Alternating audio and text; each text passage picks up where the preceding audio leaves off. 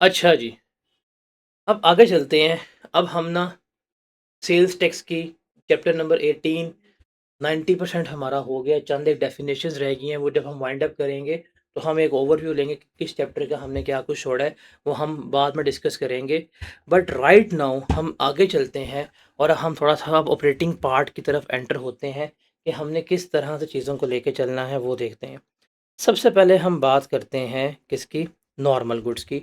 और हम 3 वर्ड्स को डिस्कस करेंगे बिकॉज़ हमारे पास ना यहाँ पे सेल्स टैक्स में 2 जहान हैं। सेल्स टैक्स का एक जहान जो है वो टैक्सेबल का है और सेल्स टैक्स का दूसरा जहान जो है वो किसका है? एग्ज़ेम्प्ट गुड्स का है। Taxable versus exempt, taxable versus exempt. तो सबसे पहले देखते हैं कि हमारी ये गुड्स हैं क्या बेसिकली, और किस तरह से सेल्स टैक्स हमारा काम करेगा, किस तरह से सेल टैक्स हमारा चलेगा, उसको हम क्या करेंगे, वो हम लेकर चल रहे होंगे।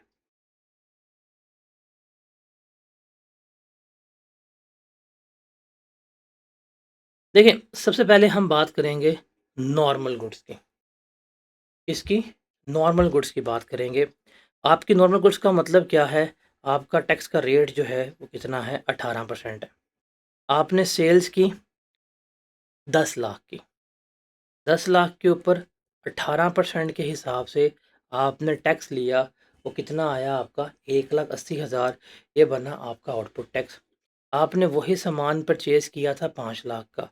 5 लाख के ऊपर आपने 18% के हिसाब से पे किया, वो कितना बना? 90,000। Output tax minus input tax, तो हमारे पास क्या आई? हमारे पास सेल्स टैक्स लायबिलिटी आ गई 90,000। ये हमारी क्या बनती है? ये हमारी सेल्स टैक्स लायबिलिटी बनती है। इतनी अमाउंट का टैक्स जो है वो हमने क्या करना है? पे करना है। ठीक है? आपने सेल्स की कितने की? आपने सेल्स की 4 मिलियन की। टैक्स आया 7,20,000। आपने परचेज़ेज़ की 15 लाख की। आपका टैक्स कितना आया? 270। इस 720 में से आउटपुट टैक्स में से 270 आप लेस करवाएँगे, रिमेनिंग जो है वो क्या आएगा आपके पास? 4,50,000 आएगा, जो हमने क्या करना होगा? पे करना होगा। क्या करना होगा? पे करना होगा। ये जो इस वक़्त आपने स्क्रीन देखी है ना, इस स्क्रीन के ऊपर ये जो हमारे पास आउटपुट टैक्स है, ये जो हमारे पास आउटपुट टैक्स है, इस आउटपुट टैक्स में से जो इनपुट टैक्स हमने लेस करवाया है, इस अमल को हम क्या कहते हैं? एडजस्ट करना। इस अमल को क्या कहते हैं हम? एडजस्ट करना। इसको क्या कहते हैं? एडजस्ट करना। पूरे सेल्स टैक्स में, पूरे सेल्स टैक्स में मैं कहीं पे भी, पूरे सेल्स टैक्स में मैं कहीं पे भी ये बात करूँगा ना कि हम क्या कर रहे हैं? सेल्स टैक्स एडजस्ट करना है। क्या कर रहे हैं? एडजस्ट कर रहे हैं। या इसके लिए एक और वर्ड इस्तेमाल करूँगा, क्लेम करना। क्या वर्ड इस्तेमाल करूँगा? क्लेम करना। मतलब क्या होगा एडजस्ट करने का या क्लेम करने का?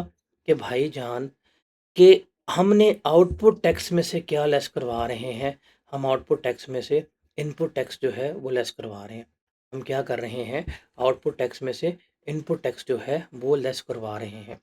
तो जहाँ पे भी पूरे सेल्स टैक्स में मैं क्लेम का वर्ड इस्तेमाल करूँगा, तो क्लेम का मतलब क्या होगा? आउटपुट टैक्स जो हमारे पास आया था, उस आउटपुट टैक्स में से हम क्या एडजस्ट करवा रहे हैं? क्या लेस करवा रहे हैं? इनपुट टैक्स जो है वो लेस करवा रहे हैं। तो आउटपुट टैक्स में से इनपुट टैक्स को लेस करवाना, इसे हम क्या कहते हैं? क्लेम करना। क्या कहते हैं? क्लेम करना। आउटपुट टैक्स में से इनपुट टैक्स जो है लेस करवाना हो, इसको हम क्या कहते हैं? क्लेम करना कहते हैं। इसको हम क्या कहते हैं? क्लेम करना कहते हैं। Is it clear? तो पूरे टेक्स्ट में अब मैं कहीं पे भी क्लेम का वर्ड बोलूँगा या क्लेम का वर्ड पढ़ूँगा, तो वो आप सबको क्लियर होगा ना कि क्लेम का मतलब क्या होता है? कि जो हमारे पास आउटपुट टैक्स आया था, जो हमारा इनपुट टैक्स था, उस आउटपुट टैक्स में से हमने अपना इनपुट टैक्स एडजस्ट करवाया, रिमेनिंग अमाउंट जो है वो हमने क्या कर दी? पे कर दी। तो ये रिमेनिंग अमाउंट हमने पे की है, ये होगी हमारी सेल्स टैक्स लायबिलिटी। और इस आउटपुट टैक्स में से हमने जब इनपुट टैक्स लेस करवा दिया, ये इनपुट टैक्स को लेस करवाने के ऊपर हम क्या कहेंगे कि हमने क्या किया है? हमने सेल्स टैक्स को क्लेम किया है। तो क्लेम का वर्ड क्लियर है कि क्लेम का मतलब क्या है? बिकॉज़ न्यूमेरिकल्स हमने साथ-साथ करने हैं। नेक्स्ट आफ्टर 2 लेक्चर्स हम इस काबिल हो जाएँगे कि हम अपने न्यूमेरिकल्स जो हैं वो क्या कर रहे होंगे? सॉल्व कर रहे होंगे। उसके बाद है अगर हमारी गुड्स ज़ीरो रेटेड हों, हमारी गुड्स क्या हों? Zero rated. What is the meaning of zero rated? कि हम टैक्स तो चार्ज कर रहे हैं, लेकिन टैक्स के ऊपर रेट क्या लगा रहे हैं? 0%। अब फॉर एग्ज़ाम्पल हमने सेल्स की 30 लाख की, 30 लाख का हमने लिया 0%, मेरे पास टैक्स क्या आया? 0 रुपीज़। हमने परचेज़ की 20 लाख की, 20 लाख नॉर्मल गुड्स थी, 18% के हिसाब से टैक्स कितना पे किया हुआ था हमने? 3,60,000। तो ज़रा कैलकुलेटर पकड़ें, कैलकुलेटर में से अगर आप ज़ीरो में से 3,60,000 लेस करवाएँ, तो आंसर नेगेटिव आएगा? ज़रा करके देखें, आंसर नेगेटिव आएगा? ये जो नेगेटिव 3,60,000 है, इसको हम क्या कहेंगे कि ये हमारा सेल्स टैक्स रिफंडेबल है। ये हमारा सेल्स टैक्स क्या है? ये हमारा सेल्स टैक्स रिफंडेबल है। हमें ये अमाउंट, हमें ये रकम जो है वो क्या मिल जाएगी? वापस मिल जाएगी। जैसे कोई एग्जांपल है, आपने 10 लाख की सेल्स की, रेट 0% है, आपका ये आ गया आउटपुट टैक्स कितना? 0 रुपीज़। आपने परचेज़ की 5 लाख की, आपने रेट कितना लगाया? 18%। तो 5 लाख के ऊपर आपने टैक्स कितना पे किया? 90,000। अब आउटपुट टैक्स आपका 0 रुपीज़ है। आप इसमें ये नहीं कहेंगे कि मेरा आउटपुट टैक्स कोई नहीं था, आपका आउटपुट टैक्स था और आपका आउटपुट टैक्स था 0 रुपीज़। तो 0 में से अगर 90,000 लेस किया, आंसर क्या आया? नेगेटिव 90। ये जो नेगेटिव 360 है, नेगेटिव 90 है, इसको हम क्या कहते हैं? रिफंडेबल कहते हैं। क्या कहते हैं हम इसको? हम इसको रिफंडेबल कहते हैं कि ये अमाउंट, ये रकम हमारी क्या हुई है? रिफंड है। रिफंड का मतलब क्या है? रिफंड का मतलब है कि गवर्नमेंट कैश की फॉर्म में आपको ये पैसे जो है वापस करेगी। गवर्नमेंट क्या करेगी? कैश की फॉर्म में ये पैसे जो है वो आपको वापस कर रही होगी। तो अब देखिए, अगर आपकी सेल्स ज़ीरो रेटेड हैं, अगर आपकी सेल्स जो हैं वो ज़ीरो रेटेड हैं और आपकी परचेज़ पे टैक्स पे किया है, तो जितना टैक्स पे किया होगा वो सारे का सारा क्या हो जाएगा? आपको रिफ़ंड हो जाएगा। वो सारे का सारा क्या हो जाएगा? आपका रिफ़ंड हो जाएगा।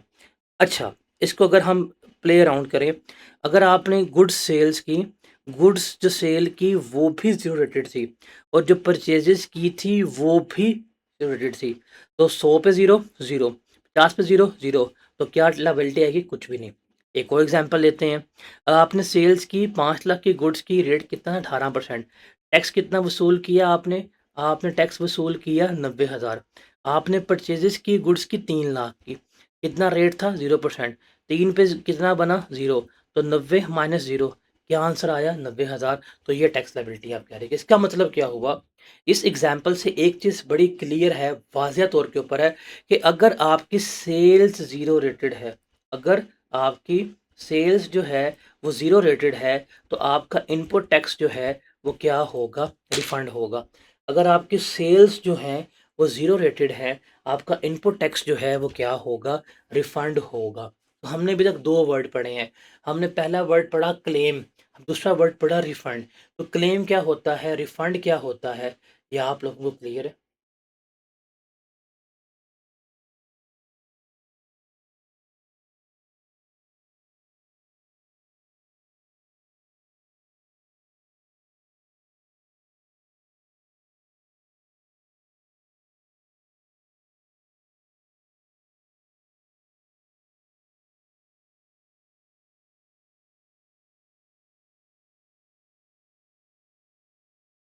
तीसरी हम बात करेंगे एग्ज़ेम्प्ट की।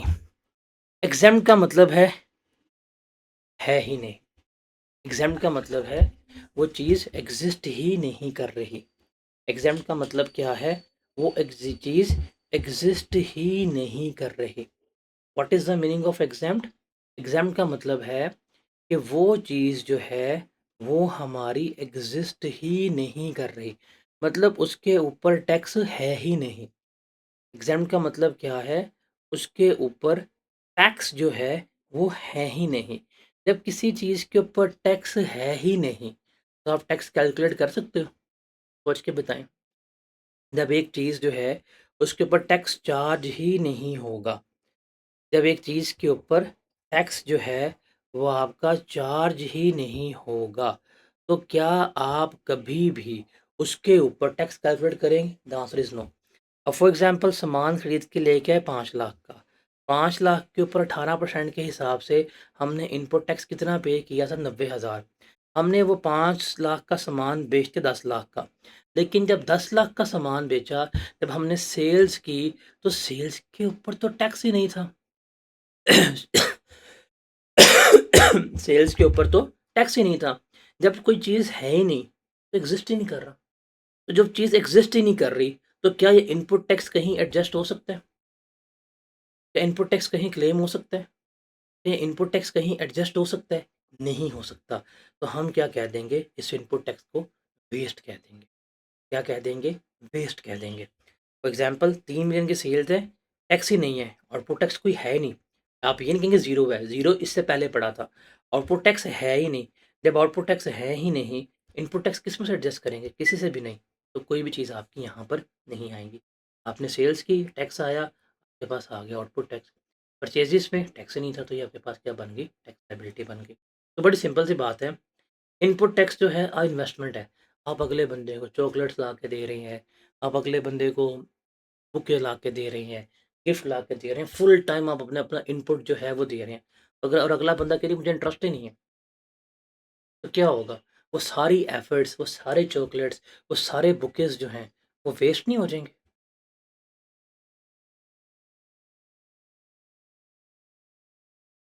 वो सारी एफर्ट्स, सारे चॉकलेट, सारे बुके वेस्ट नहीं हो जाएँगे? सर जिस तरह वो सारी एफर्ट्स, सारे बुके, सारा कुछ वेस्ट होगा, सिमिलरली आपका इनपुट टैक्स भी क्या होगा? उसी तरह से वेस्ट हो जाएगा। क्या होगा? आपका इनपुट टैक्स भी उसी तरह से वेस्ट हो जाएगा। तो मैंने आपको 3 टर्म समझाई हैं, आपके न्यूमेरिकल्स की बैकबोन है ये, कि इनपुट टैक्स क्लेम कब होगा? क्लेम होगा जब आपके गुड्स नॉर्मल हैं। आपको रिफंड कब मिलेगा? जब गुड्स ज़ीरो रेटेड है। और आपका वेस्ट कब होगा? जब आपका टैक्स जो है वो एग्ज़िस्ट ही नहीं कर रहा। कब? क्लेम, रिफंड और वेस्ट। ये तीनों आप सबको क्लियर है?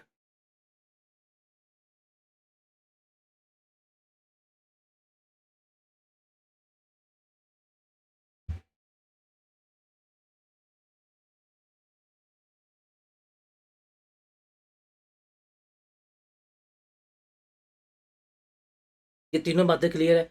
अब मैं पूरे टैक्स में अब मैं पूरे टैक्स में कहीं पे भी इनपुट टैक्स वेस्ट का वर्ड इस्तेमाल करूँगा, तो वो ऑटोमैटिकली क्लियर हो जाएगा ना कि वेस्ट का मतलब है कि हमारी गुड्स जो है वो क्या होगा? एग्ज़ेम्प्ट है। हमारी गुड्स जो हैं वो क्या हैं? एग्ज़ेम्प्ट हैं, इसलिए इनपुट टैक्स जो है वेस्ट हुआ। मैं पूरे टैक्स में कहीं पे भी रिफंड का वर्ड इस्तेमाल करूँगा, इसका मतलब क्या है कि मेरी सेल्स जो हैं वो क्या हैं? ज़ीरो रेटेड है। मेरी सेल्स क्या हैं? ज़ीरो रेटेड हैं, इसलिए मुझे अमाउंट जो है वो सारी की सारी क्या हो गई है? वो रिफंड हो गई है। और क्लेम का मतलब क्या है? मेरी गुड्स भी टैक्सेबल थी, मेरी परचेज़ेज़ जो हैं वो भी क्या थी? टैक्सेबल थी। तो उसकी वजह से फिर हमें क्या हुआ? हमने अपना टैक्स जो है वो एडजस्ट कर लिया। तो claim means adjustment, refund means पैसा कैश की फॉर्म में, रिफंड कैश की फॉर्म में वापस मिलता है। और वेस्ट का मतलब जो है भाईजान कि सॉरी, कुछ नहीं हो सकता। Thank you for your perfume, but we are just friends. Is it clear?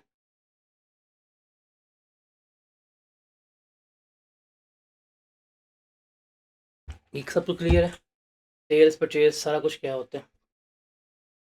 अब हम देखते हैं एग्ज़ैम्प्ट सप्लायर्स, बिकॉज़ हमने देखा, हमने डिवाइड किया कि ये टैक्स है, टैक्स की दुनिया है, टैक्स की दुनिया टैक्सेबल है, टैक्स की दुनिया एग्ज़ैम्प्ट है। टैक्स की दुनिया टैक्सेबल है, टैक्स की दुनिया क्या है? एग्ज़ैम्प्ट है।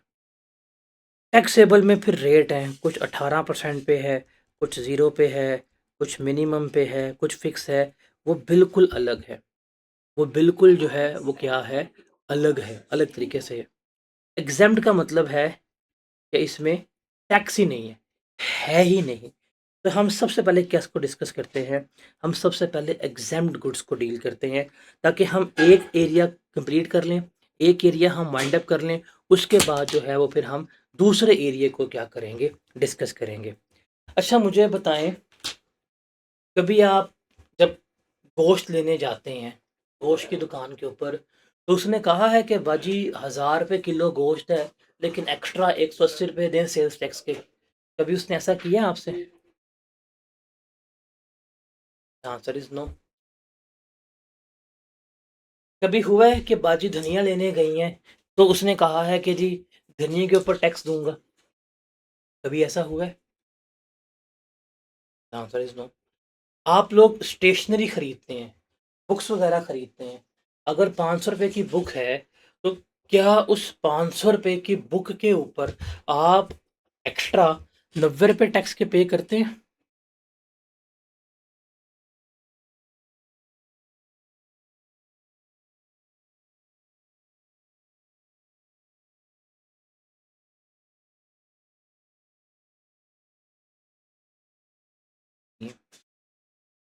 इसका मतलब कुछ ऐसी गुड्स हैं जिसके ऊपर टैक्स नहीं है। बड़ी ईद आती है, आप जाके बकरा खरीदते हैं, वो कहता है भाईन लख रुपए का बकरा ते 18,000 रुपया और दो, किसका? सेल्स टैक्स का। ऐसा नहीं होता। इसका मतलब हमने क्या किया है, हमने अपने सेल्स टैक्स को ना कुछ कैटेगरीज़ में डिवाइड किया है, जहाँ पे कुछ हमारे पास एग्ज़ाम्प्ट गुड्स आती हैं और जहाँ पे हमारे पास क्या आती हैं, टैक्सेबल गुड्स जो हैं, वो आ रही होती हैं। तो हम सबसे पहले डिस्कस करते हैं एग्ज़ाम्प्ट गुड्स कौन-सी हैं या एग्ज़ाम्प्ट इम्पोर्ट्स कौन-सी हैं। ये वो गुड्स हैं जिसके ऊपर हम कोई किसी किस्म का टैक्स जो है, वो चार्ज नहीं करते। ये वो गुड्स हैं जिसके ऊपर हम कोई किसी किस्म का टैक्स जो है, वो चार्ज नहीं करते। हम कोई किसी किस्म का टैक्स जो है इनके ऊपर नहीं लगाते। हम कहते हैं भाईजान ये फ़र्क है। जैसे न्यूज़पेपर, बुक्स, जर्नल्स वग़ैरह ये सारे इसमें आ रहे होते हैं। अब इसमें कौन-कौन चीज़ें आती हैं? ये हमारा है 6th शेड्यूल। ये हमारा क्या है? ये हमारा है 6th शेड्यूल। 6th शेड्यूल में कौन-कौन सी गुड्स आएँगी, हम उसको देखते हैं। सबसे पहले जी live supply, local supply of live animals, live poultry, इनके ऊपर टैक्स नहीं होता। आप बकरा खरीदते हैं, बकरा बेचते हैं, कोई टैक्स नहीं होगा। आप दुकानदार पे जाके मुर्गी ले रहे हैं, कोई टैक्स नहीं होगा। आप जाके सामने अपने घर के पास जो चिकन सेल कर रहा है, आप उससे जाके मुर्गी लेंगे, अगर 800 रुपए किलो है, वो आपसे 800 लेगा, उसके ऊपर 1 रुपया भी टैक्स नहीं लेगा। लेकिन अगर वही मुर्गी का गोश्त आपको फ्रोज़न फ़ॉर्म में मिल रहा है, अगर आपको वो केएनएन से मिल रहा है, वो आपको सेब्रोज़ो से मिल रहा है, तो आप देखेंगे कि उसके ऊपर जीएसटी शामिल होगा, तो वो क्या हो जाएगी? टैक्सेबल हो जाएगी। Similarly agriculture produce subject to not any further manufacture, मतलब आपने कोई किसी किस्म के उनके ऊपर प्रोसेस इन्फॉर्म नहीं परफॉर्म नहीं किया, कोई उनके ऊपर आपने फर्दर मैन्युफैक्चरिंग वगैरह का अमल जो है परफॉर्म नहीं किया, मतलब गंदम उगाई, गंदम को हमने एज इट इज़ सेल कर दिया, तो ये एग्जाम्प्ट है। लेकिन वही गंदम मिल में गई, उसका आटा बन गया, तो वो टैक्सेबल हो जाएगी। हमने चावल उगाए, एज इट इज़ सेल कर दिए, एग्जाम्प्ट है। वही चावल जो है मिल में गए, पॉलिश होके बिके, क्या हो जाएगा? टैक्सेबल हो जाएगा। सब्जियाँ उगाई, आलू उगा के बेच रहे हैं, एग्ज़ैम्प्ट है, बिकॉज़ कोई प्रोसेस नहीं हुआ। वही जो है आलू मनसलवा वालों के पास गए, वो उसको काट के फ्रोज़न फ्राइज़ की फ़ॉर्म में बेच रहे हैं, वो क्या हो जाएगा? टैक्सेबल हो जाएगा। आप पालक बेच रहे हैं, साग बेच रहे हैं, एग्ज़ैम्प्ट है। लेकिन वही पालक, वही साग जो है, अगर मिचल्स वाले जो हैं वो कैन्ड करके बेच रहे हैं, तो वो क्या हो जाएगा? टैक्सेबल हो जाएगा। आप एप्पल बेच रहे हैं, आप पाइनएप्पल बेच रहे हैं, आप कीवी बेच रहे हैं, आप आम बेच रहे हैं, एग्ज़ैम्प्ट है। बट यही कीवी, आम, पाइनएप्पल, एप्पल कैन्ड फॉर्म में मिल रहे हैं, क्या हो जाएँगे? टैक्सेबल हो जाएँगे। तो इसका मतलब कोई भी एग्रीकल्चर प्रोड्यूस जिस पे हमने कोई किसी किस्म का मैन्युफैक्चरिंग वगैरह नहीं की, वो क्या रहेगी? हमारी एग्ज़ैम्प्ट रहेगी। उसके बाद होली कुरान हो गया, कुरान पाक हो गया, इस तरह की दीगर होली बुक्स होगी, चाहे वो पीडीएफ की फ़ॉर्म में हो, चाहे वो पब्लिश फ़ॉर्म में हो, चाहे ऑडियो फ़ॉर्म में है, चाहे कैसेट्स की फ़ॉर्म में है, वो एग्ज़ैम्प्ट है, इनके ऊपर हम सेल्स टैक्स चार्ज नहीं करते। Now there is a possibility, जो पब्लिशिंग हाउस होते हैं, वो जब कुरान पाक को पब्लिश करने के लिए कागज़ खरीदते हैं, वो कागज़ लेके आते हैं, उस कागज़ के ऊपर सेल्स टैक्स होगा। लेकिन वो टैक्सेबल थी। लेकिन जब उस कागज़ के ऊपर प्रिंटिंग की और प्रिंटिंग करके बाइंड किया और बाइंड करके वो कुरान पाक की फ़ॉर्म में आ गया, तो कुरान पाक जो है वो क्या है? एग्ज़ैम्प्ट है, उसके ऊपर सेल्स टैक्स चार्ज नहीं होगा। फिर ये वाला पॉइंट बड़ा इम्पोर्टेंट है, goods imported bye diplomats, diplomatic mission और प्रिविलेज्ड पर्सन। यहाँ पे इम्पोर्ट का वर्ड इस्तेमाल हो रहा है। इम्पोर्ट का मतलब होता है बाहर से मंगवाना। अभी जो डिप्लोमेट्स होते हैं, सफारतकार होते हैं या सफ़ीर हज़रात होते हैं या प्रिविलेज्ड पर्सन, आपको पता है पाकिस्तान में प्रिविलेज्ड पर्सन कौन होते हैं? अगर ये कोई पर्सनल यूसेज के लिए गुड्स वगैरह इम्पोर्ट करते हैं तो वो एग्ज़ैम्प्ट है, इसके ऊपर टैक्स नहीं होता। आप तो गुड्स इम्पोर्ट करेंगे, आप टैक्स पे करेंगे। मैं भी गुड्स इम्पोर्ट करूँगा, मैं टैक्स पे करूँगा। बट ये लोग अगर कोई गुड्स इम्पोर्ट करेंगे तो उसके ऊपर ये कोई किसी किस्म का टैक्स जो है पे नहीं करेंगे। वो सोलली क्या होगा, एग्ज़ैम्प्ट होगा। उसके अलावा गुड्स सप्लाइड टू हॉस्पिटल्स, बिजली के अलावा बिजली जिस मर्ज़ी सरकारी, गैर सरकारी, प्राइवेट एनजीओ को सप्लाई की जाएगी वो टैक्सेबल होगी बिजली गैस। बिजली गैस के अलावा अगर आप आपके गुड्स सप्लाई कर रहे हैं गवर्नमेंट हॉस्पिटल्स को या टीचिंग हॉस्पिटल्स को जिसकी तादाद 50 बेड से ज़्यादा है, तो वो गुड्स एग्ज़ैम्प्ट होगी। आपने कूलर बेच दिया, लाइट बेच दी, बेंच बेच दिया, पंखा बेच दिया, मेडिसिन इक्विपमेंट्स बेच रहे हैं, अगर आप इन्हीं हॉस्पिटल को सप्लाई कर रहे हैं, तो वो एग्ज़ैम्प्ट होगी। उसके बाद गुड्स कोई आप टेम्परेरीली इम्पोर्ट करते हैं पाकिस्तान में, उसको बाद में एक्सपोर्ट कर देते हैं, तो वो भी क्या रहेगी, एग्ज़ैम्प्ट रहेगी। फिर गुड्स मैन्युफैक्चर्ड हुई हैं पाकिस्तान से, एक्सपोर्ट की लेकिन बाद में वापस आ गई, इम्पोर्ट हो गई, वो भी एग्ज़ैम्प्ट है। आप गुड्स बनाते हैं, सेल करते हैं, सेल्स रिटर्न्स हो जाती है, गुड डिफेक्टिव है, व्हाटएवर जो भी है, तो वो भी क्या होंगी आपकी, एग्ज़ैम्प्ट होगी। फर्टिलाइज़र्स एग्ज़ैम्प्ट हैं, ट्रैक्टर एग्ज़ैम्प्ट है, local supply of bread, naan and chapati, Quetta hotel हो गया, ये तंदूर वगैरह हो गए, ये जो रोटी बेच रहे हैं, सारा कुछ जो है वो क्या है आपकी, एग्ज़ैम्प्ट है। लेकिन यही पराठा, यही रोटी आपको डॉन की मिलती है। कभी डॉन का पराठा खाया आपने? जो होता है आपका फ्रोज़न पराठा, कभी खाया आपने?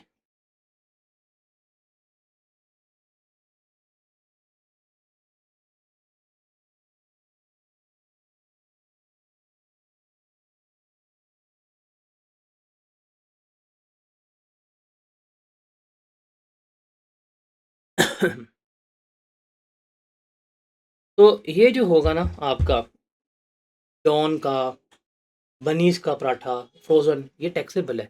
लेकिन जो आपको बाहर से मिल रहे हैं वो क्या होंगे, एग्ज़ेम्प्ट है।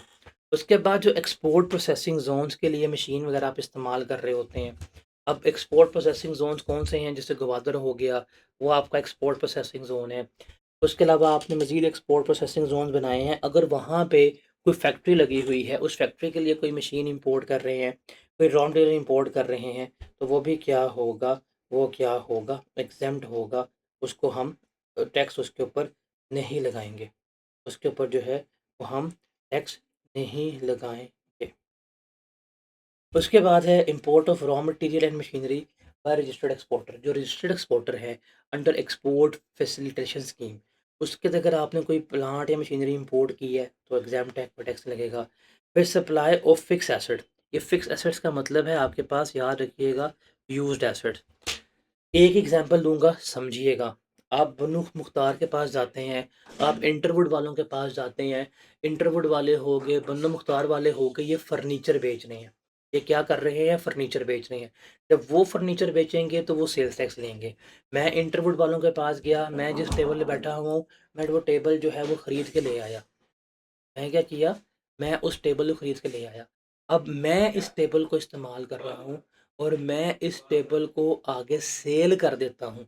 तो मैंने अपना यूज़्ड आइटम को बेचा, मैंने अपनी यूज़्ड आइटम को जो है वो सेल किया। ये जो अपने एसेट्स, अपनी यूज़्ड आइटम्स, अपने यूज़ एसेट्स जो हैं वो सेल किए जाएँगे, तो ये क्या होंगे, हमेशा एग्ज़ेम्प्ट होंगे। इसके ऊपर जो है वो टैक्स चार्ज नहीं होगा। टोयोटा वाले गाड़ी बेच रहे हैं, टैक्स लेंगे। मैंने जाके टोयोटा से गाड़ी ली है और मैं बाद में इस्तेमाल करके बेचूँगा, एग्ज़ैम्प्ट होगी। तो वो तमाम एसेट्स जो यूज़्ड हैं, जो डेप्रिशिएटेड हैं, जो आपके इस्तेमाल में थे, अगर आप उनको बाद में इस्तेमाल कर रहे होते हैं, तो वो क्या होगी, एग्ज़ैम्प्ट होगी। मेरे पास नहीं, शॉप की चाबी आपके पास नहीं है? तो क्या होगी, एग्ज़ैम्प्ट होगी। उसके बाद है कुछ स्पेसिफाइड गुड्स जिसमें लोकली मैन्युफैक्चर्ड लैपटॉप हैं, कंप्यूटर्स हैं, नोटबुक्स हैं, ये सारा कुछ इसमें आ रहा होता है, ये हमारी क्या है, एग्ज़ैम्प्ट है। अब सवाल ये है क्या हमने इसको याद करना है? नहीं। ये वाला पॉइंट इसको देख लें, ये वाला पॉइंट देख लें, ये वाला पॉइंट देख लें, ये वाला पॉइंट देख लें और ये वाला पॉइंट। ये 4 से 5 पॉइंट याद कर लीजिएगा, बाकी इसको 2 से 3 दफ़ा रीड करना है कि यार ये वो गुड्स हैं जो एग्ज़ैम्प्ट है, जिनके ऊपर हम कोई किसी किस्म का टैक्स जो है वो चार्ज नहीं कर रहे। क्लियर है ये? एग्ज़ाम्प्ट गुड्स क्या होती हैं? ये आप सबको क्लियर है?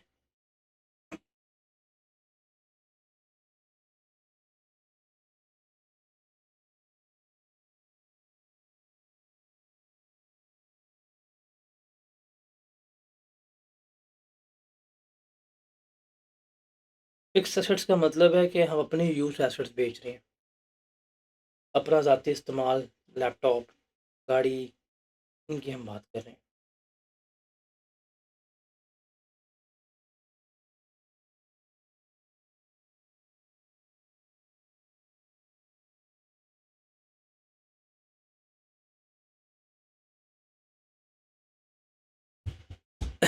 तो एग्ज़ाम्प्ट की दुनिया ख़त्म हो गई। ये गुड्स एग्ज़ाम्प्ट थी। इनके अलावा कोई गुड्स, कोई चीज़ एग्ज़ाम्प्ट नहीं है, पर्टिकुलरली दीज़ गुड्स वर एग्ज़ाम्प्टेड, जो हमने यहाँ पे डील की। अब हम चलते हैं आगे, अब हम बात करते हैं टैक्सेबल सप्लाइज़ की, और अब हम बात करते हैं टैक्सेबल दुनिया की। कुछ गुड्स होंगी जो नॉर्मल होंगी 18% वाली, कुछ गुड्स होंगी ज़ीरो रेटेड, जिसको ज़ीरो रेटेड गुड्स कहेंगे, कुछ गुड्स होंगी थर्ड स्केड्यूल की, कुछ गुड्स होंगी हमारे पास 8 स्केड्यूल की, कुछ 9 स्केड्यूल की, और कुछ हैं कैपेसिटी टैक्स की। हमारे लिए सबसे ज़्यादा जो इम्पोर्टेंट है वो 3 है। ये 3 जो हैं, ये हमारे सिलेबस का पार्ट है, ये हमारे सिलेबस का पार्ट नहीं है। ये 3 जो हैं इसको हम क्या करेंगे, हम न्यूमेरिकली डिस्कस करेंगे, हम इनको न्यूमेरिकली भी लेके चल रहे होंगे। तो हम हमारे एग्ज़ाम की दुनिया ख़त्म हो गई है। एग्ज़ाम की दुनिया इतनी ही थी जितनी हमने यहाँ पर डिस्कस आउट कर ली है। अब हम कहाँ चलेंगे? अब हम चलेंगे टैक्सेबल की दुनिया में। तो टैक्सेबल में भी हम सबसे पहले किसकी बात करेंगे? ज़ीरो रेटेड की।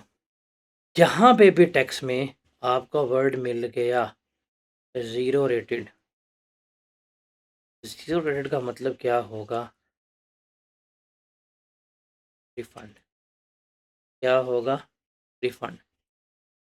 जहाँ भी वर्ड आपको मिल गया ज़ीरो रेटेड, मतलब क्या है कि इसका रेट जो है वो है 0%, और आपका टैक्स जो है वो आएगा ₹0। जहाँ आपका टैक्स ₹0 आएगा, तो ज़ीरो रेटेड गुड्स का सबसे बड़ा एडवांटेज क्या है? रिफंड है। क्या है? रिफंड है। कि आपको क्या मिलेगा? रिफंड मिल रहा होगा।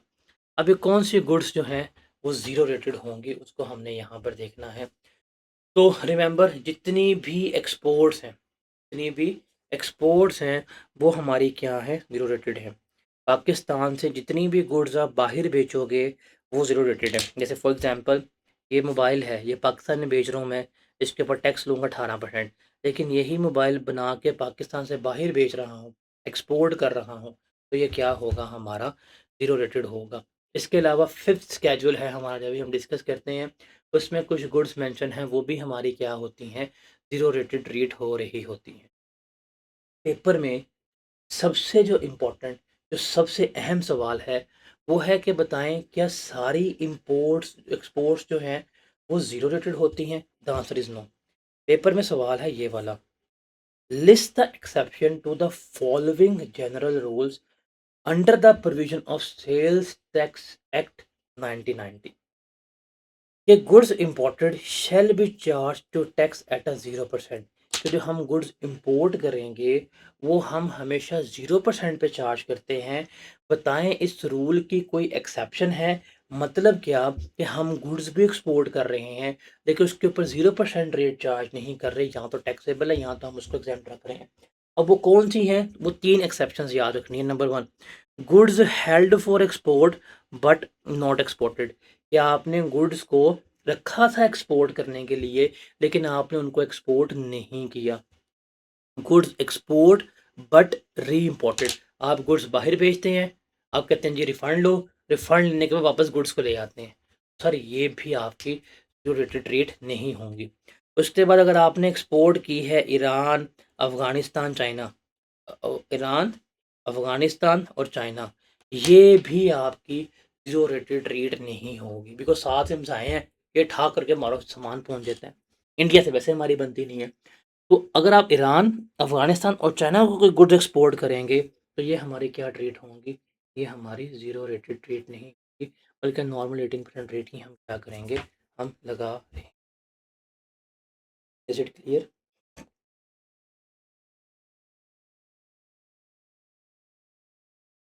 जो इस वक़्त स्क्रीन पे लिखा हुआ है, वो क्लियर है?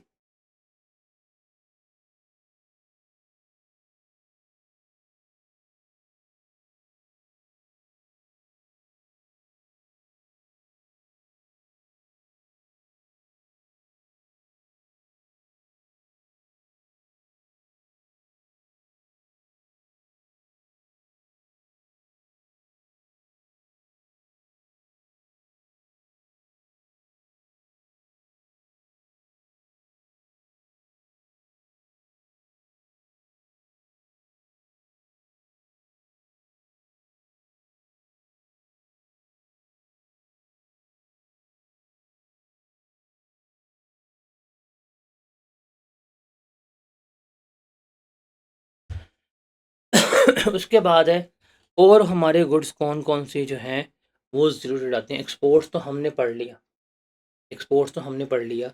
उसके अलावा सप्लाई टू, यहाँ इससे पहले मैं पढ़ा था वो इम्पोर्ट बाय, कि डिप्लोमेट्स, डिप्लोमेटिक मिशंस या प्रिविलेज्ड पर्सन जो हैं, वो क्या कर रहे थे, वो इम्पोर्ट कर रहे थे तो वो एग्ज़ैम्प्ट थी। यहाँ पे हम क्या देख रहे हैं कि ये डिप्लोमेट्स हो गए, सफ़ीर हो गए, सफारतकार हो गए या इस तरह के प्रिविलेज्ड पर्सन जो हैं, उनको हम कोई लोकली चीज़ सप्लाई कर रहे हैं, वो हम क्या करेंगे, वो हम उसके ऊपर 0% जो है, वो चार्ज कर रहे होंगे। वो क्या होंगी, वो ज़ीरो रेटेड ट्रेड होंगी। फिर इससे पहले मैं पढ़ा था कि import of raw material and machinery और ईपीजी, वो एग्ज़ैम्प्ट थी। यहाँ पे है लोकल सप्लाई। ये कॉन्फिडेंस इंजीनियरिंग का सवाल है पास्ट पेपर का, उसमें जो है आया हुआ है कि अगर आपने ईपीजी के लिए कोई मटेरियल सप्लाई किया है लोकली, कोई मशीन सप्लाई की है, तो वो ज़ीरो रेटेड होगी। ये सवाल पास्ट पेपर में आया हुआ है। ये पास्ट पेपर में सवाल का नाम है कॉन्फिडेंस इंजीनियरिंग, ये उसने टेस्ट किया हुआ है। उसके बाद है इम्पोर्ट्स और suppliers made to Gwadar special economic zone. ये ग्वादर से आप कोई चीज़ इम्पोर्ट कर रहे हैं, सप्लाई कर रहे हैं, तो वो ज़ीरो रेटेड है। एक्सेप्ट कार, गाड़ी नहीं। गाड़ी टैक्सेबल जहाँ से मर्ज़ी करो, गाड़ी के अलावा कहीं इम्पोर्ट करनी ग्वादर से कर लो, क्या होगी? ज़ीरो रेटेड होगी। उसके बाद है रजिस्टर एक्सपोर्टर की स्कीम में जो एक्सपोर्टर रजिस्टर्ड हैं, आप उनसे अगर आपने कोई चीज़ एक्सपोर्ट की है, वो भी क्या है, हमारी ज़ीरो रेटेड है।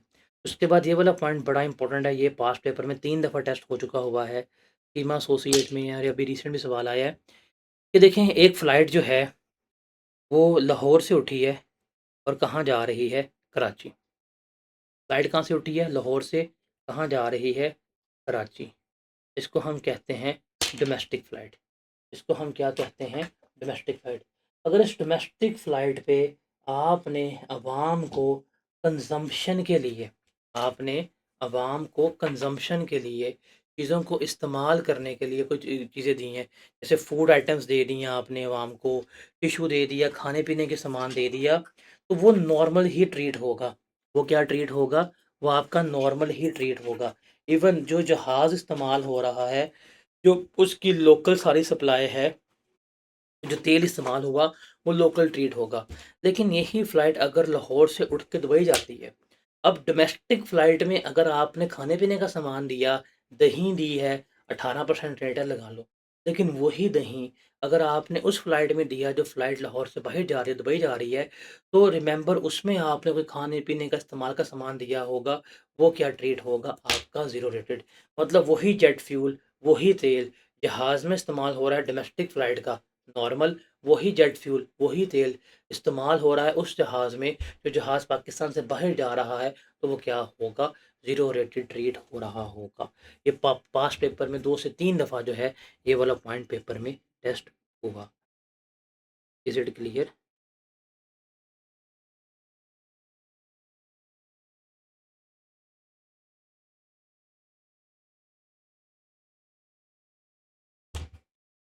उसके बाद है, अगर आप ज़ीरो रेटेड गुड्स के लिए कोई पैकेजिंग मटेरियल इस्तेमाल करेंगे, वो भी क्या होगा? Zero rated. अगर एग्ज़ाम्प्ट गुड्स के लिए कोई पैकेजिंग मटेरियल इस्तेमाल करेंगे, वो भी क्या होगा? एग्ज़ाम्प्ट होगा। फिर जो मैन्युफैक्चर का हम एक्सपोर्टर हैं, वो जो बिजली गैस इस्तेमाल कर रहे हैं, वो भी क्या होगा? Zero rated. जो कुछ स्पेसिफाइड आइटम जैसे पेंसिल, पेन, दूध वगैरह, ये हमारी क्या पाउडर मिल्क जो होता है, फॉर्मूला मिल्क बच्चों का, वो भी हमारा क्या होता है? ज़ीरो रेटेड रेट होता है। हमारे लिए ये इम्पोर्टेंट है, ये वाला पॉइंट इम्पोर्टेंट है, ये वाला पॉइंट इम्पोर्टेंट है और ये 1, 2, 3, 4 4 पॉइंट्स जो हैं वो हमारे हद से ज़्यादा इम्पोर्टेंट है फॉर न्यूमेरिकल। क्लियर है ये सबको?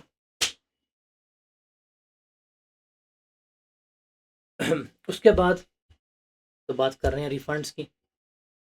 यहाँ पे पूरे सेल्स टैक्स में पूरे सेल्स टैक्स में पूरे सेल्स टैक्स में आपने कहीं पे भी रिफंड का वर्ड पढ़ा है, रिफंड का वर्ड पढ़ा है, तो रिफंड कहाँ पे आएगा?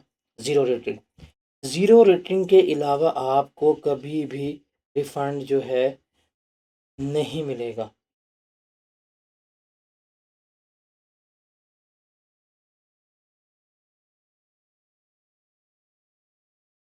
रिफंड कहाँ मिलेगा आपको?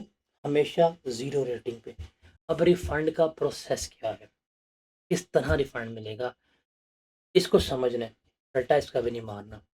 कहता जी refund of input tax on zero rate supply shall be made within 45 days of filing of return. जब आप अपनी सेल्स टैक्स की रिटर्न जमा करवा लेते हैं, रिटर्न जमा करवाने के बाद 45 दिन के अंदर अंदर क्या करना है, गवर्नमेंट ने आपको रिफ़ंड देना है। देखिए आपकी ड्यू डेट है रिटर्न जमा करवाने की 15, हर महीने की 15 तारीख को आपने रिटर्न जमा करवानी होती है। आप रिटर्न जमा करवाएं 15 जनवरी 26 को। इसके 45 दिन में गवर्नमेंट ने क्या करना है, आपको जो रिफ़ंड क्लेम किया है वो गवर्नमेंट ने करना है। उसके बाद अगर कोई रजिस्टर्ड पर्सन इसने गवर्नमेंट की कोई भी अमाउंट पे करनी है, कोई टैक्स सरचार्ज फ़ी फ़ाइन पेनल्टी किसी भी कानून के तहत पे करनी है, गवर्नमेंट उस रिफ़ंड की अमाउंट से वो चीज़ को डिडक्ट करेगी। डिडक्ट करने के बाद जो रिमेनिंग अमाउंट होगी वही देगी। क्या? आपके वाजिबुल ज़िम्मा गवर्नमेंट के कोई भी रकम है तो गवर्नमेंट जो है वो डिडक्ट करेगी। डिडक्ट करने के बाद जो है वो हम करेगी, वो उसको रिफ़ंड कर रही होगी। तो ये चीज़ आपने याद रखनी है। ओके?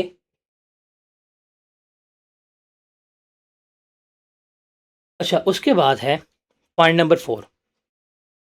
पॉइंट नंबर 4 ये बाद में करते हैं। गवर्नमेंट ने आपको 45 डेज़ में रिफ़ंड करना था और गवर्नमेंट अगर आपको टाइमली रिफ़ंड नहीं करती, कोई उज़र नहीं है, कोई मसला नहीं है, कोई प्रॉब्लम नहीं है, कोई केस कुछ भी नहीं चल रहा आपके खिलाफ, कोई पेंडिंग इंक्वायरी नहीं चल रही। लेकिन उन्होंने अगर 45 दिन में आपके रिफ़ंड ना किया या आपके ऊपर केस था, केस ख़त्म हो गया, केस ख़त्म होने के बाद भी अगर उन्होंने 45 दिन में अगर आपको रिफ़ंड ना किया, तो आफ्टर 45 डेज़ जब गवर्नमेंट रिफ़ंड करेगी, तो वो आपको एडिशनल एक्स्ट्रा अमाउंट पे करेगी, जो काइबोर रेट होगा। काइबोर कहते हैं Karachi inter bank offer rate, कि एक बैंक ने दूसरे बैंक से कर्जा लेना हो जिस रेट पे लेते हैं उसको हम काइबोर रेट कहते हैं। उस रेट के ऊपर वो क्या करेगी, आपको एक्स्ट्रा अमाउंट पे करेगी। जो वो आपको एक्स्ट्रा अमाउंट पे करेगी वो क्या होगा, आपका इनकम फ्रॉम अदर सोर्स का पार्ट बनेगा। तो रिफंड 45 डेज में गवर्नमेंट के पैसे देने हैं, गवर्नमेंट कार्ड करेगी। टाइम पे रिफंड ना किया तो एक्स्ट्रा अमाउंट पे करेगी, जो हमारा एडिशनल रिफंड कहला रहा होगा। अब हम आते हैं पॉइंट नंबर 3 के ऊपर। कहता है where there is reason to believe that a person has claimed incorrect input tax credit और रिफंड, कि आपने रिफंड क्लेम किया, दरखास्त जैसा रिफंड दे दें। इन्हें शक पड़ गया कि यार आपने रिफंड जो है वो गलत लिया है, आपने रिफंड जो है वो गलत लिया है। तो वो क्या करेंगे, वो आपके अगेंस्ट प्रोसीडिंग शुरू कर देंगे, आपके अगेंस्ट कार्रवाई जो है वो शुरू कर देंगे। That must be completed with in 60 days. वो कार्रवाई का जैसे नोटिस, अच्छा जब आपके खिलाफ कार्रवाई शुरू करेंगे, रिफंड का प्रोसेस ख़त्म हो गया, रुक दिया, अभी रिफंड नहीं करेंगे, तो वो 60 दिन के अंदर क्या करेंगे, उन्होंने 60 दिन के अंदर अंदर ये कार्रवाई सारी फाइंडिंग पूरी करके फैसला दे लें। अगर 60 दिन में फैसला नहीं आता तो वो एक्सटेंशन कर देंगे अप टू 120 डेज, मतलब मजीद 60 दिन की क्या करेंगे, एक्सटेंशन करेंगे। और ये कौन करेगा, एडिशनल कमिश्नर या उसके रैंक का बंदा जो है वो कर रहा होगा। और अगर 120 दिन में भी फैसला नहीं आएगा तो एक्सटेंशन अप टू 9 मंथ्स, मतलब 120 हो गए 4 महीने, 270 डेज़ 9 महीने पे 270 डेज़, तो वो 4 महीने के बाद 5 महीने की और एक्सटेंशन दे देंगे। लेकिन 9 महीने की एक्सटेंशन कौन देगा? बोर्ड, और बोर्ड उसकी रीज़न लिख के बताएगा। और अगर 9 महीने में भी फैसला ना हुआ, केस डिसमिस हो जाएगा। और अगर फैसला हो गया, रिफंड बनता हुआ, तो फैसला आने के बाद 45 दिन में क्या करना होगा? इन्होंने आपको रिफंड करना होगा। Got it? तो इसको आपने अच्छी तरह पढ़ना है, क्रैम नहीं करना। आपने बस देखना है 45 डेज़ में रिफंड, एडिशनल अमाउंट जो मिलेगी, डिलेड पे मिलेगी, टाइम पे अगर पे ना किया तो आपके वाजिबुल अदा कोई रकम है वो गवर्नमेंट अदा कर ले, वो पैसे काट के देगी। और आपके खिलाफ इंक्वायरी शुरू हो सकती है। 60 डेज़ में पूरी होगी, अगर 60 में नहीं होती तो एक्सटेंशन मिल जाएगी। एक्सटेंशन मिलेगी अप टू 120 डेज़, कौन देगा? Additional commission. अगर वो भी नहीं, तो 90 डेज़ तक की एक्सटेंशन मिलेगी, वो कौन देगा? 9 मंथ्स तक एक्सटेंशन मिलेगी, वो कौन देगा? बोर्ड। और जो बोर्ड एक्सटेंशन देगा उसकी रीज़न इन रिटन होनी चाहिए। इसके बाद आईकैप का फेमस तरीन सवाल है कि difference between exempt and zero rated. तो ये सवाल आईकैप का फेमस है, एग्जामिनर का फेमस है। ये आप लोगों ने रीड कर लेना, डिफरेंस क्या है। कि इसका रेट 0% है, इस पे कोई टैक्स नहीं है। इस पे गुड्स एक्सपोर्ट होंगी या 5th स्केड्यूल की, इसमें गुड्स 6 स्केड्यूल पे। इसके लिए इनवॉइस लाज़मी है, इनवॉइस नहीं होगा रिफ़ंड नहीं मिलेगा, इसके लिए इनवॉइस नहीं चाहिए। इनपुट टैक्स रिफ़ंड होगा, इस इनपुट टैक्स की एडजस्टमेंट नहीं होगी। रिफ़ंड वही ले पाएगा जो रजिस्टर्ड है, इसके लिए रजिस्टर्ड होना लाज़मी नहीं है। डन?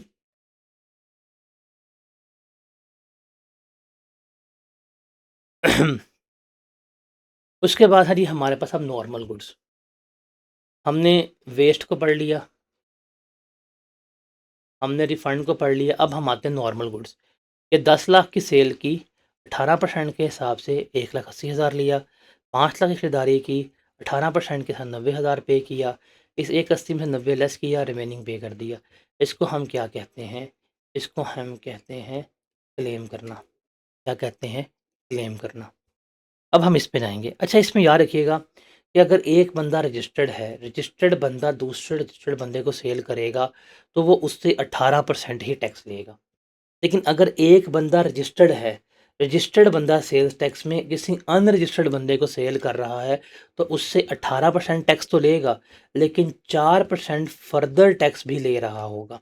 तो अगर आप किसी रजिस्टर्ड बंदे को सेल करेंगे, तो उससे बस आप 18% लेंगे।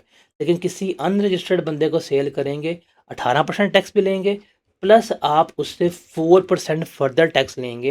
ये जो 4% फर्दर टैक्स होगा, ये आपने एज़ इट इज़ गवर्नमेंट को पे करना है। इसमें कोई किसी किस्म की एडजस्टमेंट नहीं होगी। न्यूमेरिकल्स में जाके हम सीखेंगे, लेकिन ये हमेशा हम किससे लेंगे? अगर हमने सेल्स की हैं अनरजिस्टर्ड पर्सन, उनसे हमें 4% फर्दर टैक्स जो है वो ले रहे होंगे। जैसे एग्जांपल है, आपके सामने लिखा हुआ है कि एक एबीसी फ़ैन मैन्युफैक्चरर है और ये रजिस्टर्ड है। ये रजिस्टर्ड है, पंखे बना रहा है, सेल्स टैक्स में ये रजिस्टर्ड बंदा है। इसने सामान बेचा एक्स वाई जी डिस्ट्रीब्यूटर को। एक्स वाई डिस्ट्रीब्यूटर जो है वो रजिस्टर्ड है, वो इससे पंखा लेगा, कारोबार करेगा, आगे बेचेगा। इसने पंखे बेचे एबीसी होलसेलर को, ये भी सेल्स टैक्स में रजिस्टर्ड है, ये भी कारोबार करेगा, पंखा खरीदेगा, आगे बेचेगा। इसने कुछ पंखे बेचे खान इन्वेस्ट इंस्टॉलमेंट वाले को। खान इंस्टॉलमेंट वाला कौन है? अनरजिस्टर्ड है, ये कोई कारोबार, ये भी क्या करेगा? कारोबार करेगा, इससे पंखा लेगा, आगे बेचेगा। इसने पंखे बेचे फॉर एग्जांपल सीएमएडीसी को। सीएमएडीसी अनरजिस्टर्ड है, इसने पंखा खरीद के अपने ऑफिस में लगाना है, इसने कारोबार नहीं करना। एबीसी फ़ैन ने फ्री में अपने एम्प्लॉयज़ को पंखा दे दिया। एम्प्लॉयज़ भी अनरजिस्टर्ड हैं सेल्स टैक्स में, इसने ये पंखा बेचना नहीं है, खुद इस्तेमाल करना है। या फिर है कॉटेज इंडस्ट्री, कॉटेज इंडस्ट्री भी खुद इस्तेमाल करेगी। रिमेंबर, एक असूल याद रखिएगा, मैं एक ही दफ़ा बताऊंगा और ये आपने कभी भी भूलना नहीं है। अगर आपने सेल्स की है एंड कंज्यूमर को, इसको एंड कंज्यूमर को, एंड कंज्यूमर कौन है? जो गुड्स को खरीद कर इस्तेमाल करेगा। एंड कंज्यूमर कौन होता है? जो गुड्स को खरीद के इस्तेमाल करेगा। अगर आपने उनको सेल की है, तो उनसे फर्दर टैक्स नहीं लेंगे। अगर आपने उनसे सेल की है, उनसे फर्दर टैक्स नहीं लेंगे। इसका मतलब केम से, बेशक वो सेल्स टैक्स में रजिस्टर्ड नहीं है, आप उनसे 18% लेंगे। एम्प्लॉय से, कितना लेंगे 18%। और कॉटेज इंडस्ट्री भी एग्ज़ेम्प्ट होती है, उससे भी कितना लेंगे 18%, ये रूल है। क्योंकि इन्होंने आगे नहीं बेचना, इन्होंने खुद इस्तेमाल करना है। तो जिसको सामान बेचा अगर वो अनरजिस्टर्ड है लेकिन वो खुद इस्तेमाल कर रहा है तो उस पे हम फर्दर टैक्स नहीं लेंगे, इनसे हम 18% लेंगे। अब ये रजिस्टर्ड है, इसको बेचा 18% लेंगे, इसको भी 18% लेंगे, लेकिन ये बंदा खान इंस्टॉलमेंट, इसने पंखा लेना है, इसने आगे बेचना है, इसने कारोबार करना है, ये रजिस्टर्ड नहीं है। इसको लाख रुपए का सामान बेचा, लाख रुपए के ऊपर हम लेंगे 18,000 रुपया, ये आउटपुट टैक्स है। और चूँकि ये बंदा रजिस्टर्ड नहीं है, इससे हम क्या लेंगे, फर्दर टैक्स भी लेंगे, और वो कितना होगा 4%। और ये 4,000 हम क्या करेंगे, ये 4,000 हम एज़ इट इज़ ही क्या करेंगे, गवर्नमेंट को पे कर देंगे। क्या करेंगे, as it is he government को पे कर देंगे। इसमें हम कोई किसी किस्म की एडजस्टमेंट्स जो हैं वो नहीं कर रहे हों। तो ये हमने बात कर ली नॉर्मल रेट कितना 18% और फर्दर टैक्स जो है वो कितना 4%। फर्दर टैक्स न्यूमेरिकल में 110% आएगा, ये चीज़ याद रखनी है। न्यूमेरिकल्स में हम इसको सीखेंगे। अच्छा, थ्योरेटिकली इसका इम्पोर्टेंट सवाल है कि हमने अभी देखा कि हम हर अनरजिस्टर्ड पर्सन के ऊपर 4% फर्दर टैक्स लगाएँगे। लेकिन अब हम रूल पढ़ेंगे, सवाल पढ़ेंगे। सवाल कहता है कि list the exception to the following general rule. Rule है कि अगर आपने किसी को टैक्सेबल सप्लाई की, जिसने रजिस्ट्रेशन नंबर नहीं लिया, हम उसके ऊपर फर्दर 4% टैक्स जो है वो लगाएँगे, 18 के अलावा। इस रूल की एक्सेप्शन बताएँ। इस रूल की एक्सेप्शन बताएँ कि मतलब हम उससे कितना टैक्स ले रहे हैं, 18 ही ले रहे हैं, हम उससे फर्दर टैक्स जो है वो चार्ज नहीं कर रहे हैं। अब वो एक्सेप्शन क्या है ये, इसमें से कोई से 3 से 4 पॉइंट आपने याद रखने हैं। थ्योरेटिकली बहुत ज़्यादा इंपॉर्टेंट है, बहुत ज़्यादा इंपॉर्टेंट है, बिकॉज़ पेपर में आए हुए हैं ये। अगर आप गवर्नमेंट को, सेमी गवर्नमेंट इदारों को, स्टैट्यूटरी रेगुलेटरी बॉडी, एससीसीपी हो गया, आईकैप हो गया, एफबीआर हो गया, लेस्को हो गया, वापडा हो गया, अगर आप इन इदारों को बेच रहे हैं, अब ये सेल्स टैक्स में रजिस्टर्ड नहीं है, लेकिन आप इनसे फर्दर टैक्स जो है वो चार्ज नहीं करेंगे। उसके बाद supply of goods directly to end consumer, ये आपको अभी बताया है कि अगर आप डायरेक्टली किसी एंड कंज्यूमर को गुड्स बेचेंगे तो इनसे भी फर्दर टैक्स आप चार्ज नहीं करेंगे। रिटेल आइटम्स के ऊपर फर्दर टैक्स चार्ज नहीं होगा। आप इलेक्ट्रिसिटी सप्लाई कर रहे हैं एग्रीकल्चर या डोमेस्टिक कंज्यूमर को, इनके ऊपर हम फर्दर टैक्स जो है वो चार्ज नहीं करेंगे। आप गैस सप्लाई कर रहे हैं घरों को या सीएनजी स्टेशंस को, आप घर का गैस का बिल देखें, आप घर का बिजली का बिल देखें, नॉर्मल 18% टैक्स से चार्ज होगा। हम इसके ऊपर कोई किसी किस्म का फर्दर टैक्स जो है वो चार्ज नहीं करेंगे। उसके अलावा सेकंड हैंड कपड़े, ये लंडे के कपड़े, इनको आजकल इंस्टा की रील्स ने वो कर दिया हुआ है, thrift item, pre loved item का नाम दिया हुआ है, इनकी खरीदो फरोख्त के ऊपर भी फर्दर टैक्स चार्ज नहीं होगा। फिर जो तमाम गुड्स जो फिफ्थ स्केड्यूल में आती हैं, जो जीरो रेटेड गुड्स हैं, इनके ऊपर फर्दर टैक्स चार्ज नहीं होगा। फिर जो फॉर्म प्रोडक्ट्स हैं, गद्दा, तकिया, इनके ऊपर फर्दर टैक्स चार्ज नहीं होगा। चीनी, शुगर, फर्टिलाइज़र्स, इनके ऊपर भी फर्दर टैक्स वगैरह चार्ज नहीं होगा। तो कोई 4 से 5 पॉइंट याद रखना, चीनी वाला रख लो, फॉर्म वाला रख लो, गैस वाला, बिजली वाला, एंड कंज्यूमर वाला। ये 4-5 पॉइंट याद रख लेना, पेपर में अगर थ्योरेटिकल सवाल है लिख लीजिएगा। लेकिन न्यूमेरिकल में इसकी एडजस्टमेंट लाज़मी आएगी, और न्यूमेरिकल में एडजस्टमेंट एंड कंज्यूमर वाली होती है। एंड कंज्यूमर से हम फर्दर टैक्स नहीं लेंगे, कॉटेज इंडस्ट्री से हम फर्दर टैक्स नहीं लेंगे। ये 2 न्यूमेरिकल्स में एडजस्टमेंट सबसे ज़्यादा हैं। अगर आपने एंड कंज्यूमर को सेल की, नो फर्दर टैक्स। आपने सेल्स कॉटेज इंडस्ट्री को की, नो फर्दर टैक्स। इनसे हम बस 18% टैक्स ही लेंगे, हम इनसे ऊपर फर्दर टैक्स जो है वो नहीं ले रहे हों किसी किस्म का। ये चीज़ आपने याद रखनी है, इसको आपने भूलना नहीं है। Got it? उसके बाद ना एफबीआर के पास ना ये पावर है कि वो किसी भी गुड्स के ऊपर ज़्यादा रेट भी लगा सकता है, वो कम रेट भी लगा सकता है। अब जैसे 18% रेट है, हम जाके कुछ गुड्स पढ़ते हैं 8 स्केड्यूल में, उनके ऊपर रेट कम होता है, 10, 4, 5, 2, गोल्ड आइटम्स के ऊपर 2% है, इस तरह का आता है। अब कुछ के ऊपर हायर है, जैसे इम्पोर्टेड जूसेस, सिगरेट, शैम्पू, इनके ऊपर 25% है। Head and shoulder made in Pakistan 18%, head and shoulder imported 15-25%, chocolates made in Pakistan 18%, imported chocolates 25%। Vehicles के ऊपर ये सारा कुछ गवर्नमेंट के पास पावर है, वो ये हाई रेट लगा सकती है। रीड ओनली है, याद नहीं करना। उसके बाद है हमारे पास थर्ड स्केड्यूल आइटम्स, जिनको रिटेल आइटम कहते हैं। रिटेल आइटम का ट्रीटमेंट इम्पॉर्टेंट है, न्यूमेरिकली आएगा आपको, न्यूमेरिकली आएगा। मैं आपको इसका सिर्फ एक समराइज़्ड ट्रीटमेंट बता देता हूँ कि पेपर में क्या होगा।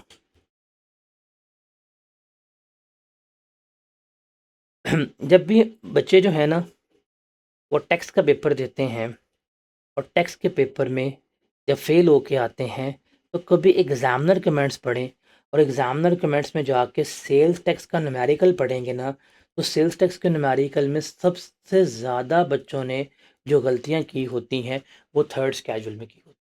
अब थर्ड स्केड्यूल रिटेल आइटम्स में 2 बातें याद रखनी है आपने।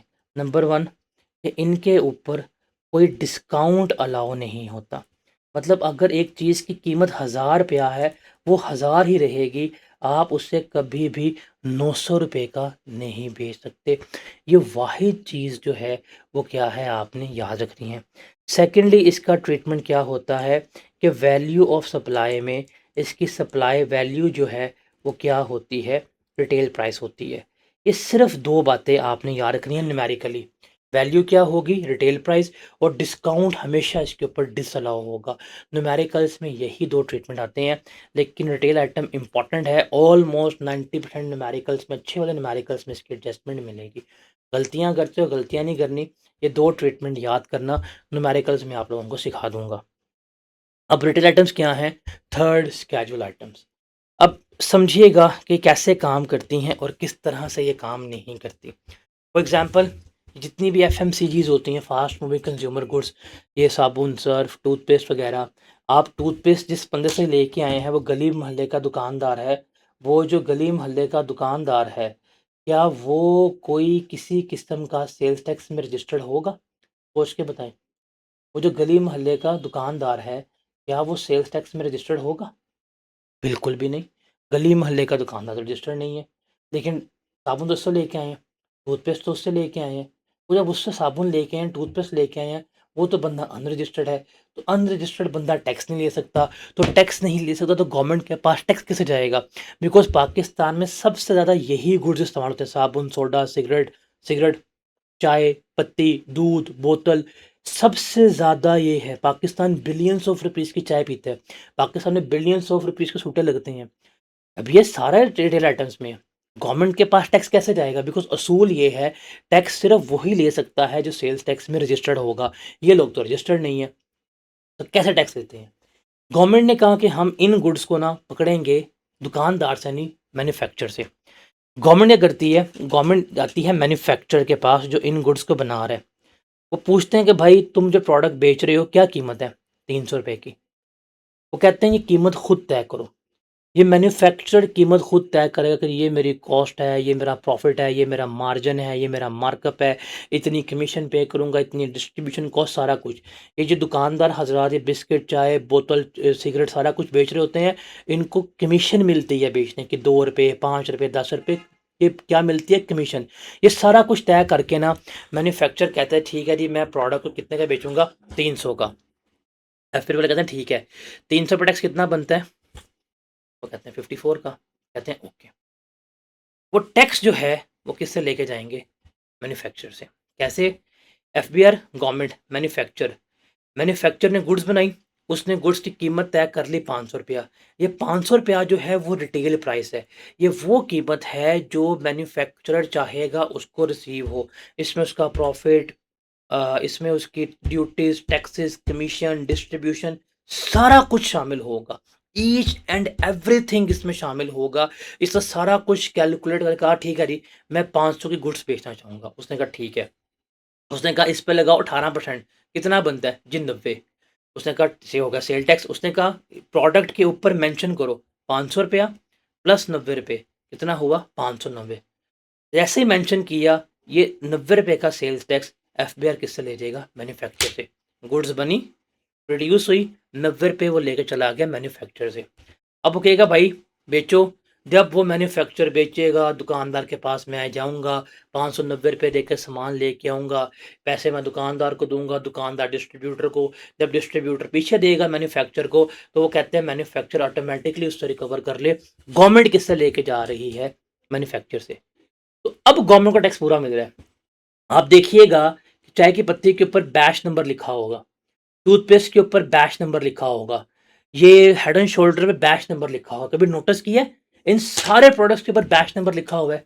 बैच नंबर क्यों लिखा हुआ है? बिकॉज़ भाई गवर्नमेंट आती है, हर महीने के ऊपर जो है वो छापा मारती है। कहते हैं हाँ भाई क्या बैच बनाया जी, एक बैच में 1000 गुड्स बनी है।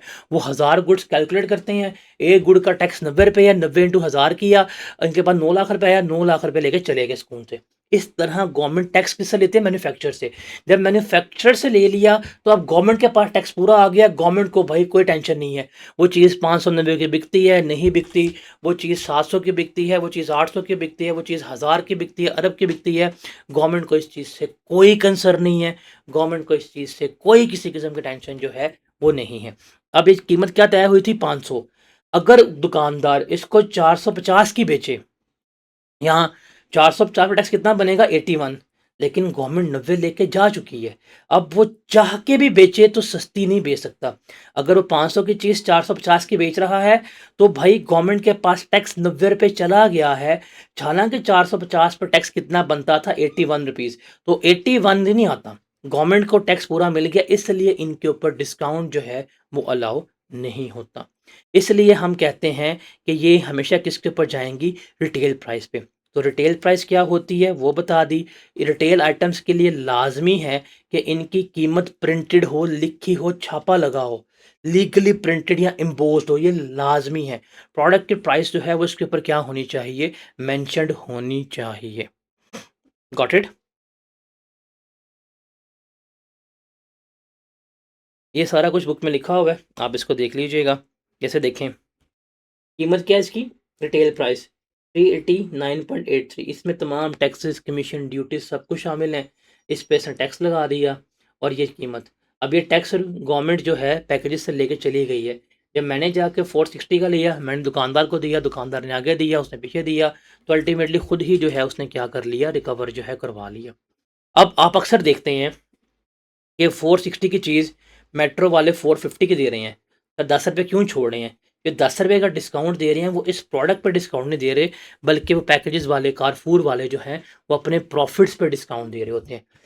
इसके ऊपर डिस्काउंट का मतलब है टैक्स की अमाउंट कम होना। टैक्स की अमाउंट कम नहीं हो सकती बिकॉज वो ऑलरेडी गवर्नमेंट जो है अपने पास लेकर चली गई होती है।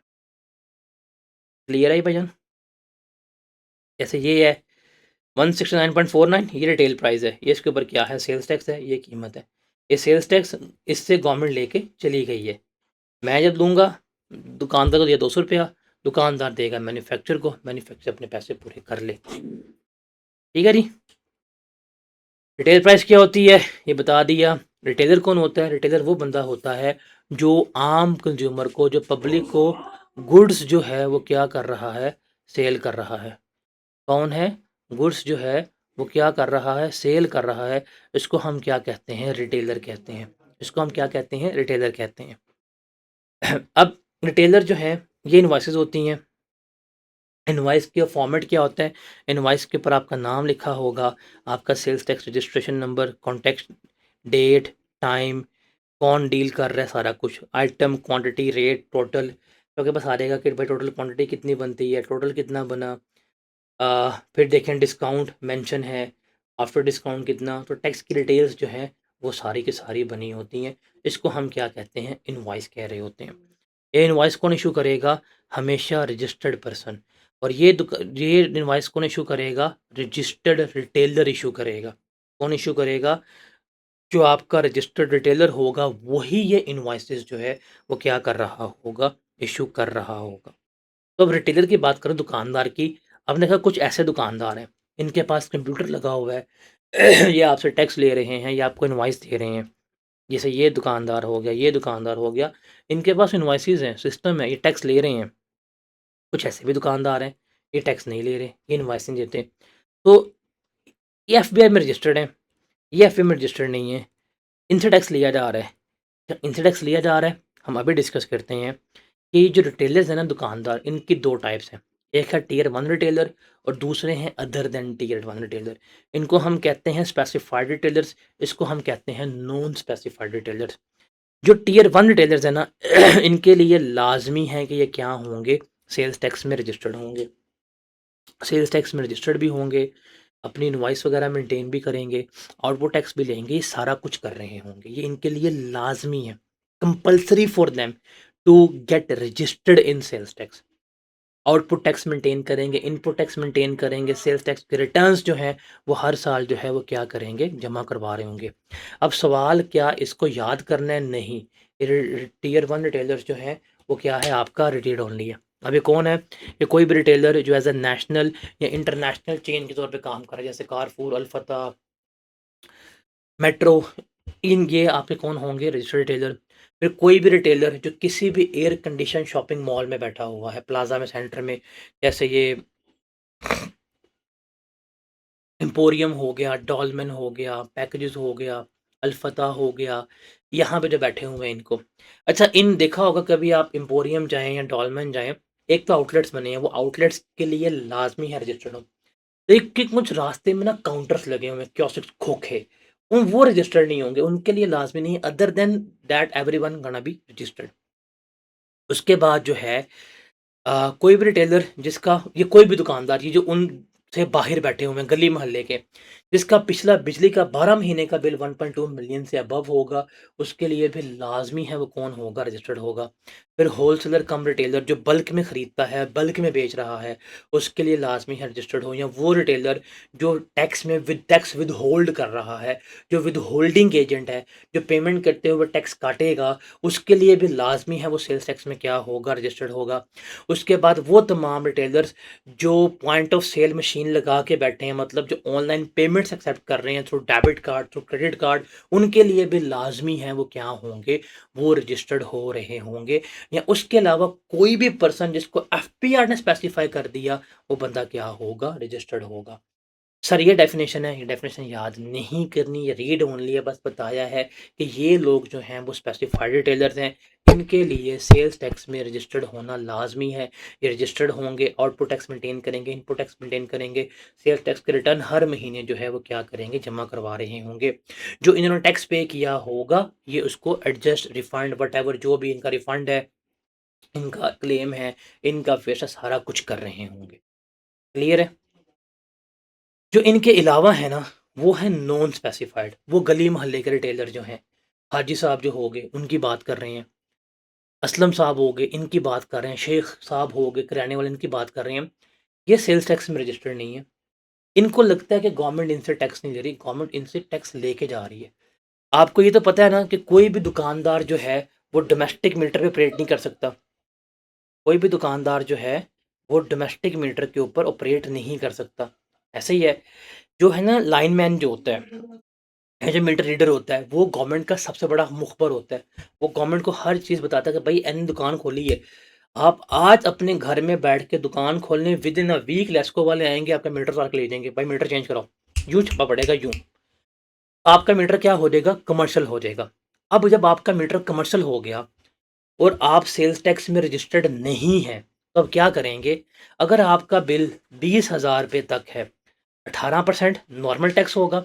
क्योंकि आप रजिस्टर्ड नहीं हैं, 4% लेंगे फर्दर टैक्स, और 5% आपसे एक्स्ट्रा टैक्स लिया जाएगा बीइंग अ अनरजिस्टर्ड रिटेलर। इसका मतलब आपके बिजली के बिल में ये 27% टैक्स लेके जा रहे हैं और आप इसको एडजस्ट नहीं करा सकते। और अगर आपका बिल 20,000 से ज़्यादा है तो 18% जमा 4 जमा 7.5 इतना ले रहे होंगे, 29.5% टैक्स ये आपसे कैलकुलेट कर रहे होंगे। Is it clear to everyone? तो इनको लगता है, शेख साहब को, कि भाईजान हम टैक्स नहीं दे रहे, इनकी हड्डियों से टैक्स लेके जा रहा है। ऑन अदर हैंड अल-फतह वाले 18% दे रहे हैं और वो उस टैक्स को एडजस्ट भी करवा रहे हैं, बट ये कहीं एडजस्ट नहीं करवा रहे। ये 29%, साढ़े 29% टैक्स जो है वो क्या कर रहे होंगे? पे कर रहे हों। ये चीज़ आपने याद रखनी। ये चीज़ जो है वो क्या करनी है? आपने याद रखनी है। अब रिटेल आइटम्स में कौन-कौन चीज़ें आती हैं, ये लिस्ट है। ये लिस्ट याद करने की ज़रूरत नहीं है। पेपर में वो आपको हमेशा बताएगा कि ये रिटेल आइटम्स है या नहीं है। जैसे cigarette, juice, ice cream, syrup, water, beverage, mineral water, detergent, shampoo, soap, toothpaste, T, powder drink, milk की ड्रिंक्स हो गए, टॉयलेट पेपर हो गए, स्पाइसेस वगैरह, ये सारे जो हैं वो इसमें आते हैं। Household appliances, cement, foam products, paint, lubricants, ये लिस्ट को रीड पढ़ लीजिएगा, इसे क्रैम नहीं करनी। ये आपकी क्या है, थर्ड स्केड्यूल आइटम्स हैं। पेपर में ये सवाल एक द फायर थ्रेटिकल स्प्रिंग बाइस में कि under the sales tax rule 2000 1990 briefly discuss the chargeability of sales tax in case of retailer. तब बताएंगे कि जो बंदा रजिस्टर्ड रिटेलर होगा वो output input tax proper maintain करेगा, रिटर्न जमा करवाएगा। जो बंदा रजिस्टर्ड रिटेलर नहीं होगा, अगर उसका बिजली का बिल 20,000 तक है, 18% जमा 4% जमा 5%। अगर उसका बिजली का बिल 20,000 से ज़्यादा है तो 18% जमा 7.5% जमा 4% जो है वो क्या कर रहा होगा, पे कर रहा होगा। ठीक है जी।